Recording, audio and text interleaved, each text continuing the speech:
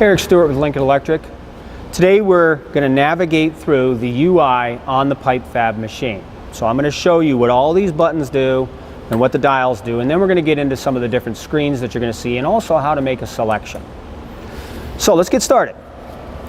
So if we look at the front of the machine, we're going to see down here in the left, this is where we make our process selection. Okay? Over here to the bottom right, that's where we're going to set memories. We're going to get to that in another video. This is going to be our select and scroll knob. And then these two up here are going to adjust our parameters. All right? So first off, I want to show you how you select stick. So if we look here, this is how we'd select TIG. Here's how we select flux core. And here's how we select MIG. Okay, so right here, I want to go through and show you guys now that we have two different screens. So the current screen you're looking at now is called our simplified screen. So as you can see, everything travels horizontally in relationship to what you're going to select.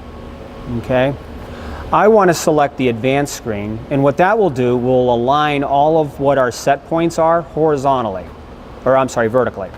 So if we go over here, we select more, system menu, advanced settings. We're going to change from simplified to advanced, and then I'm just going to hit MIG again. So if you can see, now everything is vertically lined. All right, so with that, now I'm going to make a selection for Steve here to do a little welding for us, and we're going to want to do just CV spray with 045, it'll be solid wire carbon steel, 045 and 9010 gas. So first thing I'm going to do, select CV. As you know, as you can see, the indicator is going to move across, so I don't have to toggle over or navigate down this way. It automatically does it. So I've selected what is the process or the MIG type. Now I'm going to select what is the material type, and that is going to be carbon steel. The wire diameter is 045, and the gas type is going to be 9010. Okay, so with that, I'm going to now make his wire feed speed, or set his wire feed speed, so Steve is somewhere in a spray. And then we're going to have Steve weld for us. And I want you guys to note what you see on the screen, and then we're going to make an adjustment while he's welding. So with that, Steve, go ahead and start off. Okay, so you can see in the screen right now, the indicator is telling us that we are on the left side of the power supply. It's displaying an amperage and a voltage.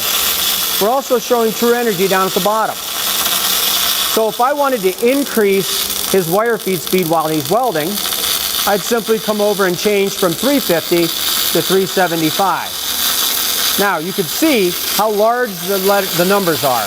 And also it moves down what is current, and it displays what is the thing we're changing, which is wire feed speed.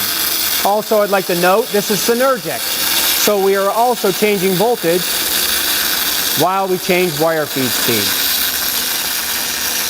So with that, if you would like more information on the PIPEFAB UI, go to lincolnelectric.com.